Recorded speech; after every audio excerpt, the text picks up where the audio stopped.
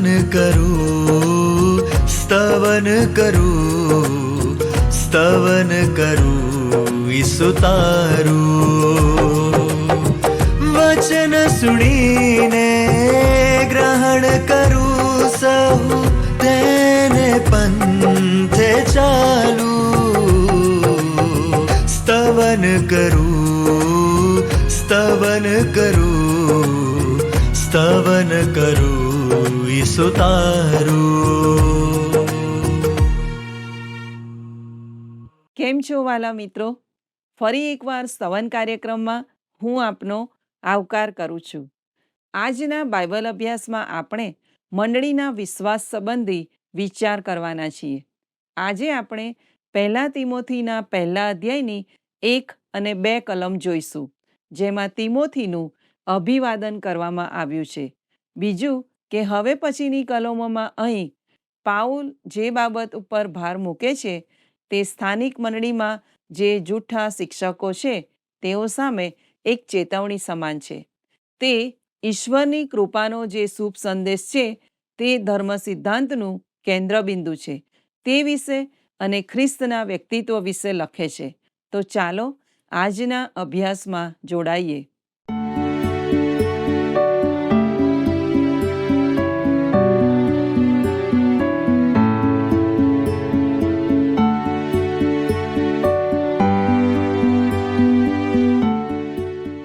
વહાલા દર્શક મિત્રો, આજના અભ્યાસમાં આપનો આવકાર કરતા મને ખૂબ જ આનંદ થાય છે. ગત કાર્યક્રમમાં આપણે 1 તિમોથીના પત્રનો અભ્યાસ શરૂ કર્યો છે. 1 તિમોથીના પત્રની પ્રસ્તાવના જોઈએ. 1 તિમોથીની પ્રસ્તાવના સંત પાઉલના અન્ય પત્રો કરતાં જુદી છે. કદાચ તમને એવું લાગતું હશે કે તે બધું સરખું જ હશે, પણ મિત્રો, પાળકીય પત્રોની પ્રસ્તાવના થોડી જુદી જ છે. ડૉક્ટર મેરવિન આર વિન્સેન્ટ જણાવે છે કે તિમોથીના 1 પત્રમાં સંત પાઉલ દ્વારા જે સલામ પાઠવવામાં આવી છે તેમાં કોઈ સમાંતરપણું નથી. વહાલા મિત્રો, 1 તિમોથી 1 અને 2 આપણે વાંચીએ.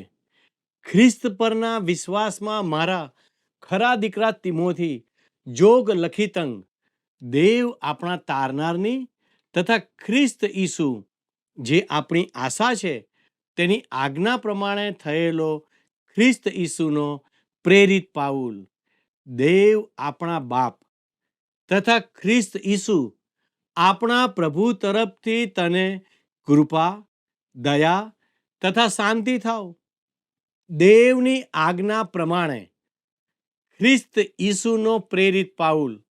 આ શબ્દો દ્વારા સંત પાઉલ તિમોથીને તેના પ્રેરિતપણાની ખાતરી કરાવે છે. એફેસીયોના પત્રમાં પણ તે જણાવે છે, દેવની ઈચ્છાથી થયેલો ઈસુ ખ્રિસ્તનો પ્રેરિત પાઉલ, જે એફેસી 1 અને 1 છે. હવે આજ્ઞા અને ઈશ્વરની ઈચ્છા વચ્ચે શું તફાવત છે? ઈશ્વરની ઈચ્છા અને ઈશ્વરની આજ્ઞા બંને સરખા છે, પણ છતાં તેઓ ચોક્કસપણે સમાન નથી. પવિત્ર ગ્રંથ બાઇબલમાં જે સર્વ આજ્ઞાઓ તમે જુઓ છો તેઓ ઈશ્વરની ઈચ્છા પ્રગટ કરે છે. 10 આજ્ઞાઓ કરતાં ઘણું વિશેષ તેમાં સમાયેલું છે.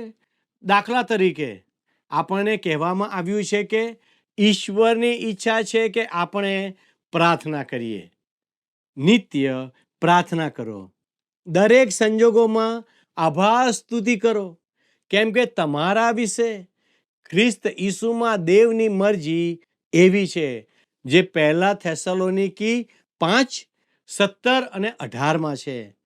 વહાલાઓ, એવી ઘણી બાબતો છે જે ઈશ્વરની ઈચ્છા છે અને તે તેમની આજ્ઞાઓમાં દર્શાવવામાં આવી છે. પણ ઈશ્વરની ઈચ્છાના સંબંધમાં સઘળું આપણને પ્રગટ કરવામાં આવ્યું છે. મિત્રો, એવું હું માનતો નથી. તેથી ઈશ્વરની ઈચ્છા તો ઈશ્વરની આજ્ઞા કરતાં વધુ વિશાળ છે. મિત્રો, યાદ રાખો કે આપણને ઈશ્વરની ઈચ્છા વિશે પૂરતું પ્રગટ કરવામાં આવ્યું છે કે માણસ ઈશ્વરની આજ્ઞાઓના પાલનથી જ તારણ પામતો નથી. એ વાતને ફરીથી દોહરાવવી અગત્યની છે, કેમ કે એવા ઘણા છે જેઓ કહે છે કે આપણા તારણને માટે નિયમ આવશ્યક છે. આ અધ્યાયની 8મી કલમમાં સંત પાઉલ લખે છે, પણ આપણે જાણીએ છીએ કે જો તેનો યથાર્થ ઉપયોગ કરવામાં આવે તો નિયમશાસ્ત્ર સારું છે. પ્રિય મિત્રો, આપણે નિયમશાસ્ત્રનો કેવી રીતે ઉપયોગ કરવાનો છે? પ્રથમ તો આપણે એ જોવાની જરૂર છે કે નિયમ સારો છે. રોમન 7:12 જણાવે છે, માટે નિયમશાસ્ત્ર તો પવિત્ર છે અને આજ્ઞા પવિત્ર, ન્યાયી તથા હિતકારક છે. એ તદ્દન સત્ય છે કે નિયમ સારો છે અને માણસ પાસેથી સંપૂર્ણ ભલાઈની માંગણી કરે છે, જેનામાં કંઈ જ સારું વસ્તુ નથી અને જેનું પાલન પાપી માણસ કરી શકતો નથી. રોમન 7:18 સંત પાઉલ જણાવે છે, કેમ કે હું જાણું છું કે મારામાં એટલે મારા દેહમાં કંઈ જ સારું વસ્તુ નથી, કારણ કે ઈચ્છવાનું તો મારામાં છે પણ સારું કરવાનું મારામાં નથી. પ્રિય મિત્રો, ઈશ્વરનો નિયમ અથવા આજ્ઞાઓ ઈશ્વરની ઈચ્છાઓ પ્રગટ કરવા અને એ દર્શાવવા છે કે પાપીને માટે બચાવને સારું નિયમના સંપૂર્ણ પાલન કરતા અન્ય કોઈ માર્ગ શોધવાનું જરૂરી હતું, જે સમજવા માટે કાયદેસર રીતે નિયમનું પાલન જરૂરી હતું. શુભ સંદેશનો મહિમા એ જ છે કે તેઓ ન્યાયી રહે અને ઈસુ પર વિશ્વાસ કરનારને ન્યાયી ઠરાવનાર બને. પ્રેરિતોના કૃત્યો 13:38 અને 39 સંત પાઉલે ઉપદેશ કરતા કહ્યું કે એ માટે ભાઈઓ, તમને માલુમ થાય કે એના દ્વારા એટલે પ્રભુ ઈસુ દ્વારા પાપોની માફી તમને પ્રગટ કરવામાં આવે છે અને જે બાબતો વિશે મૂસાના નિયમશાસ્ત્રથી તમે ન્યાયી ઠરી શક્યા નહીં, તે સર્વ બાબતો વિશે હરેક વિશ્વાસ કરનાર તેના દ્વારા ન્યાયી ઠરે છે. તેઓ શા માટે મૂસાના નિયમશાસ્ત્રથી ન્યાયી ઠરી શક્યા નહીં? કારણ કે નિયમે તેમને દોષિત ઠરાવ્યા. પ્રિય મિત્રો, નિયમ આપણને બચાવવા માટે આપવામાં આવ્યો નહોતો, પણ એવું પ્રગટ કરવામાં આવ્યો કે ઈશ્વર પવિત્ર છે અને આપણે પવિત્ર નથી. જે માર્ગે ઈશ્વરે આપણને બચાવવા શોધ્યો તે તો વધસ્તંભનો માર્ગ, પ્રભુ ઈસુનો માર્ગ હતો. ઈસુએ યોહાન 14:6 કહ્યું, હું માર્ગ, સત્ય તથા જીવન છું.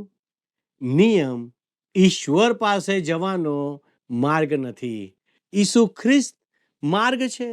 જ્યારે સંત પાઉલે એફેસીઓને લખ્યું છે કે તે ઈશ્વરની ઈચ્છાથી થયેલ પ્રેરિત છે અને તે સાચું હતું, પરંતુ જ્યારે તેણે જુવાન ઉપદેશક તિમોથીને લખ્યું ત્યારે તેણે કહ્યું, હું દેવની આજ્ઞાથી થયેલો પ્રેરિત છું.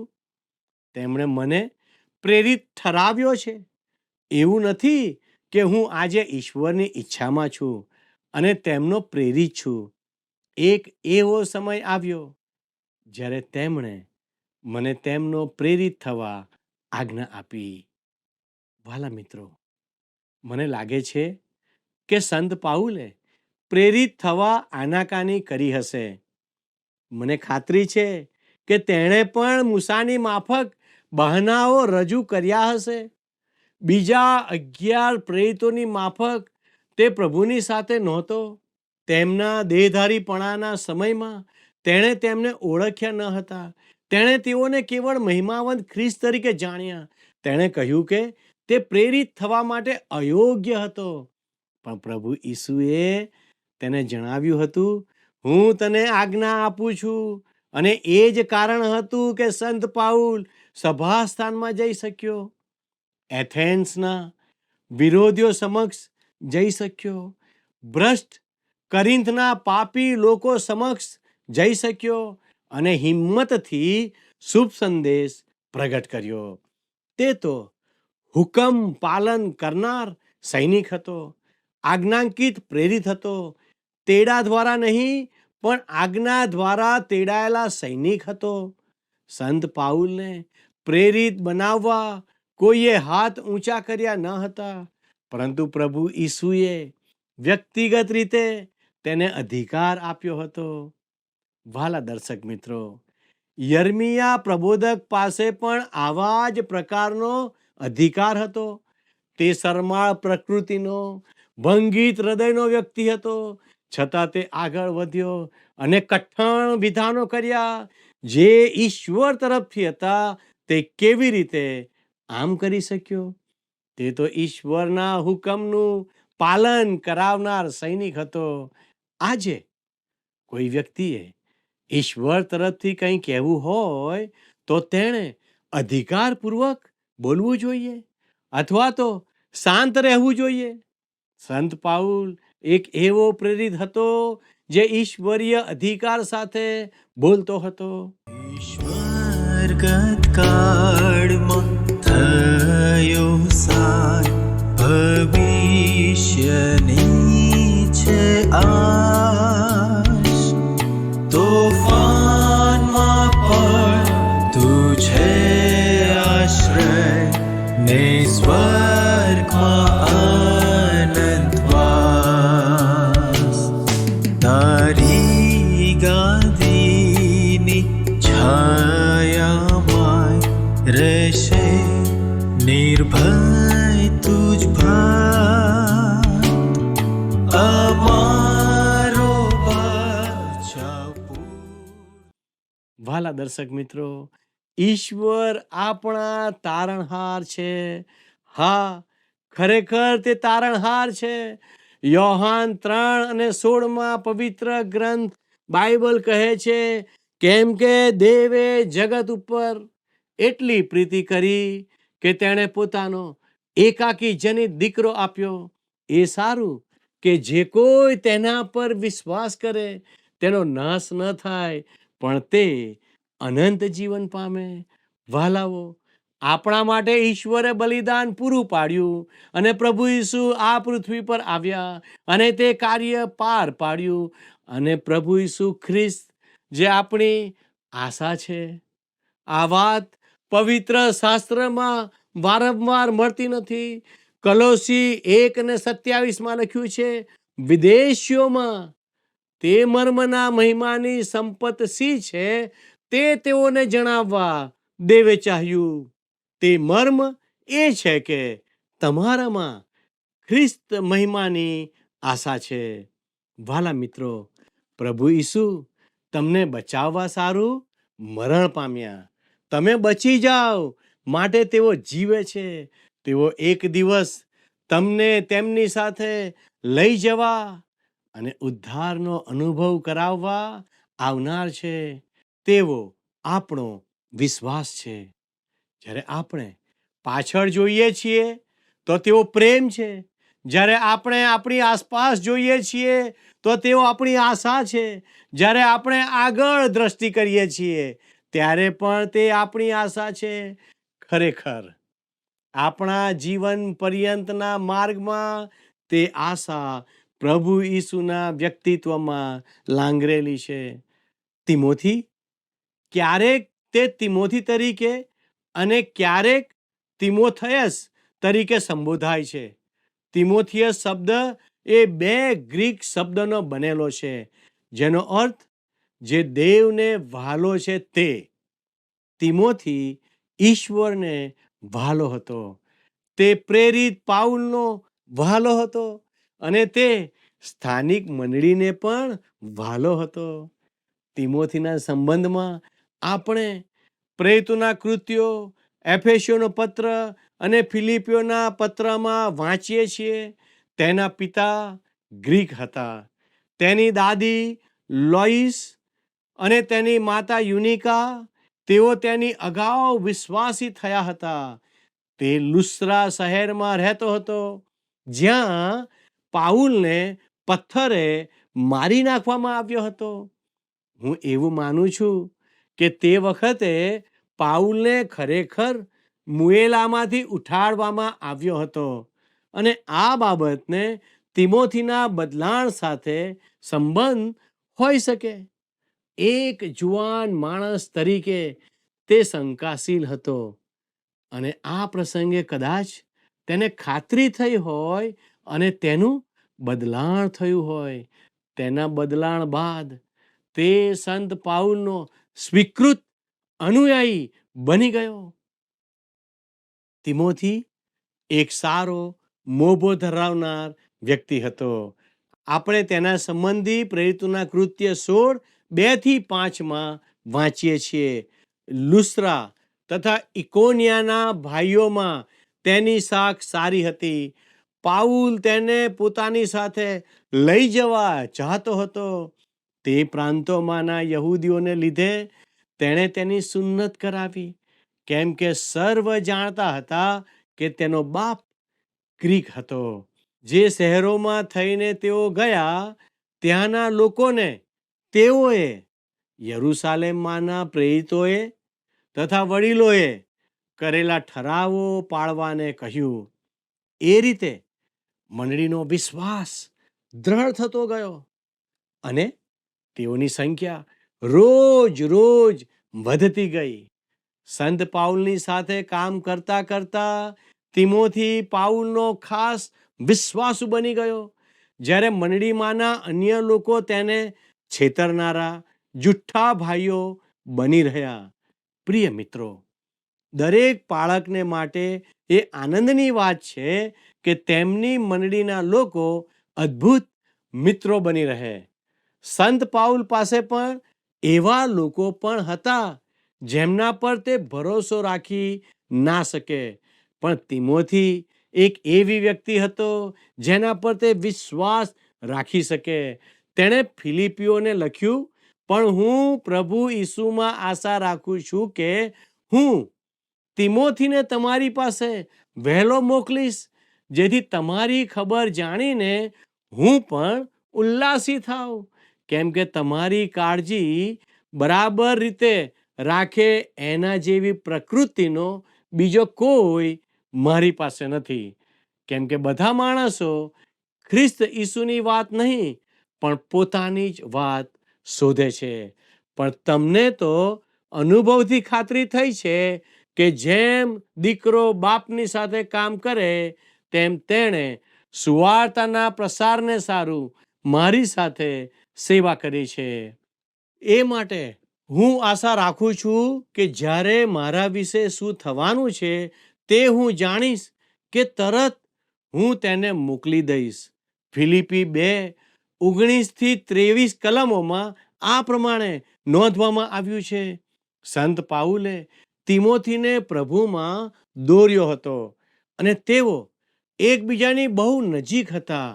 તેથી સંત પાઉલ તિમોથીને પોતાના દીકરા તરીકે સંબોધે છે.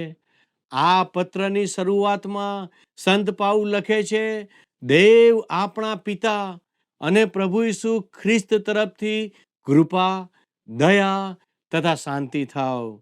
પાઉલના અન્ય પત્રોની પ્રસ્તાવના જેવું જ પ્રથમ તો આપણને લાગે. હા, અગાઉ સંત પાઉલે કૃપા અને શાંતિ શબ્દો વાપર્યા છે, પણ અહીં બીજો એક શબ્દ છે અને તે છે દયા. દયા શબ્દ જૂના કરારમાં પણ વાપરવામાં આવ્યો છે અને તે કૃપા શબ્દની સમકક્ષ હતો. તે તો જૂના કરારનું બલિદાન હતું, જે ઈશ્વરના પવિત્ર અને ન્યાયી રાજ્યાસનને દયાસન બનાવતું હતું. જ્યારે તમે અને હું ઈશ્વરની પાસે આવીએ છીએ ત્યારે આપણે ન્યાય ચાહતા નથી, કેમ કે એવું કરવાથી તો આપણે દોષિત ઠરીએ. આપણને ઈશ્વરની પાસેથી જેની જરૂર છે તે તો દયા છે. અને ઈશ્વરે તેમના સર્વ જીવોને માટે દયા દર્શાવી છે. જે દયાની જરૂર છે તે સર્વ દયા ઈશ્વર પાસે છે. તેમ છતાં તેમની દયા એ તો બેંકમાં મૂકેલા નાણાં સમાન છે. જ્યાં સુધી તમે ચેક લખો નહીં ત્યાં સુધી તે તમને કંઈ કામના નથી. મિત્રો, જે ચેક તમારે લખવાની જરૂર છે તે તો વિશ્વાસનો ચેક છે. ઈશ્વર દયા કરવામાં ધનવાન છે, પરંતુ જ્યારે તેઓ તમને બચાવે છે ત્યારે તેમની કૃપા દ્વારા બચાવે છે. ઈશ્વર તમારા પ્રત્યે દયાળુ છે અને દુનિયાના સર્વ પાપીઓ પ્રત્યે તેઓ દયાળુ છે.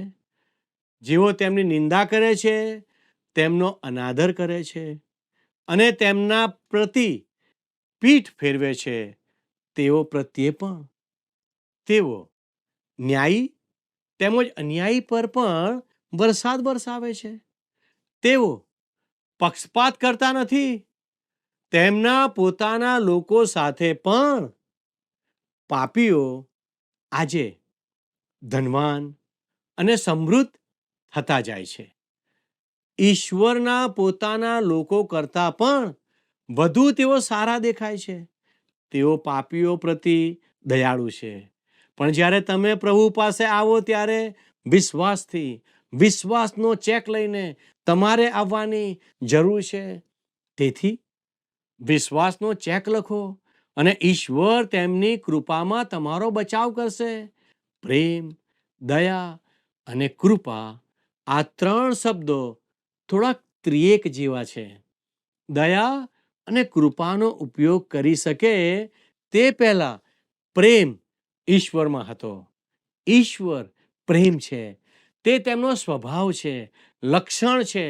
દયા એટલે કે ઈશ્વરમાં પાપી માણસને પૂરી પાડવામાં આવેલી બાબત. તેથી કૃપા એ છે કે જે તેમનામાં બચાવને માટે મુક્તપણે કાર્ય કરે છે, કેમ કે તેમાં પવિત્રતા માટેની સર્વ જરૂરિયાત સંતોષાય છે. ઈશ્વર દયાળુ છે, માટે તમે તેમની પાસે આવી શકો છો અને તેમની કૃપા વડે તે તમને તારશે. તમારે કંઈ પણ લાવવાની જરૂર નથી. તમે કંઈ પણ લાવી શકતા નથી, કારણ કે એ સર્વ ગંદા ચીથરા સમાન ગણાશે. સુકૃત્યો કરનાર એવું વિચારે છે કે ઈશ્વરની દયાની તેને જરૂર નથી. એક માણસ મરણ પથારીએ હતો.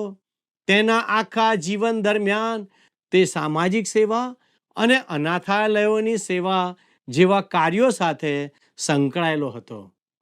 તે તો સારી કરણીઓ કરનાર હતો. તેના આધારે તે ઈશ્વર સમક્ષ ઊભો રહેવા તૈયાર હતો. તે એવું માનતો હતો કે તેને ઉદ્ધારની જરૂર નથી. મારા પ્રિય મિત્ર, ભલાઈના કૃત્યોવાળું તારણ તમારી જરૂરિયાતના સમયે કશું સારું કરી શકશે નહીં. જે તારણ ઈશ્વર આપે છે તે તમને સારું કરવા, જે ઈશ્વરને સ્વીકાર્ય છે તે કરવા સમર્થ બનાવશે. માણસનું ન્યાયપણું તેમની દ્રષ્ટિમાં મેલા ચીથરા જેવું છે. તેથી સંત પાઉલ તેના સર્વ પાળકીય પત્રોમાં જેનો ઉલ્લેખ કરે છે તેવી બાબતો તેના લખાણમાં બીજે ક્યાંય દેખાતી નથી. દેખીતી રીતે તેણે તેના જાહેર પ્રવચનો કે લખાણોમાં જે ઉપદેશ કર્યા તેના કરતાં પણ વધુ ગાઢ અને અંગત રીતે આ યુવાન ઉપદેશકને તેના જાહેર ઉપદેશ અથવા લખાણો દ્વારા જણાવ્યું. તિમોથીએ સંત પાઉલ સાથે મુસાફરી કરી અને મહાન પ્રેરિતે તેનું મન અને હૃદય તેની આગળ ખુલ્લા કર્યા. મારા પ્રિય મિત્ર, પ્રભુનો આત્મા અહીં છે અને તે સંત પાઉલ તથા તિમોથીને લખાયેલા પત્ર મારફતે તમારી સાથે વાત કરી રહ્યો છે. જો કે તિમોથીને પહેલો પત્ર ઘનિષ્ઠ અને અંગત પત્ર છે, અને તે સ્થાનિક મંડળી અથવા વિશ્વાસીઓનું શરીર જે પોતે સમુદાયમાં પ્રગટ થાય છે તેની સાથે સંકળાયેલ છે. હું જણાવવા માંગુ છું કે દરેક વિશ્વાસીએ કોઈ સ્થાનિક મંડળી સાથે પોતાને ઓળખાવવા જોઈએ.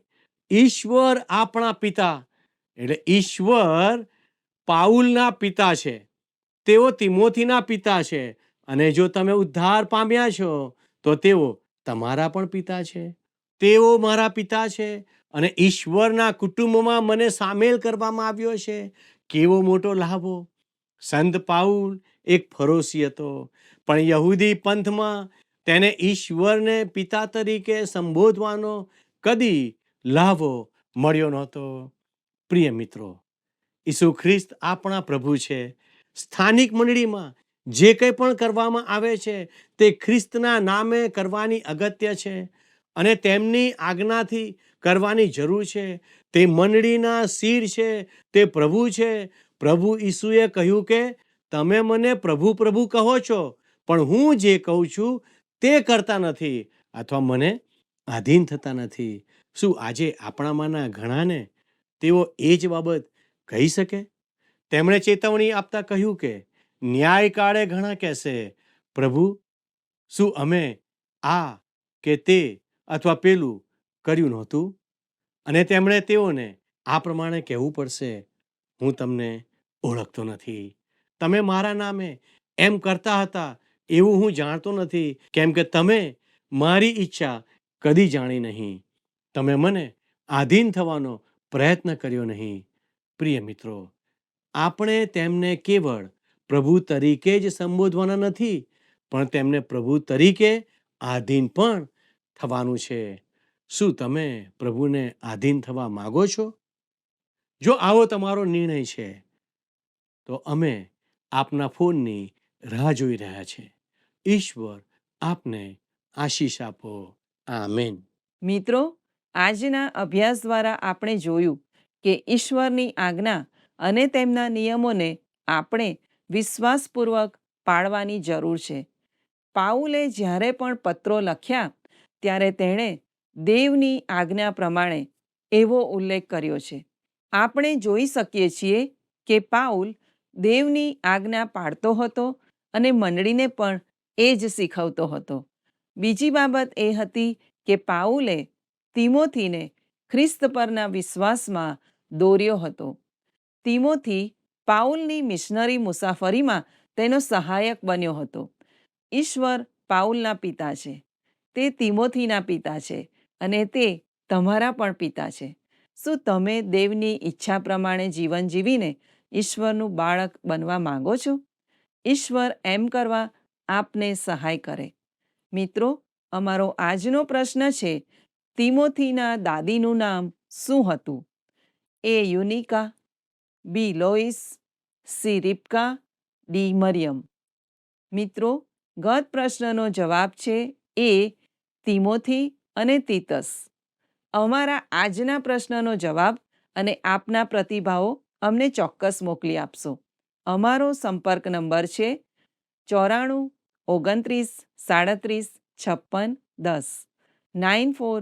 29 37 5610. આભાર. શું તમને આ કાર્યક્રમ ગમ્યો? અત્યારે જ અમને મિસ કોલ કરો.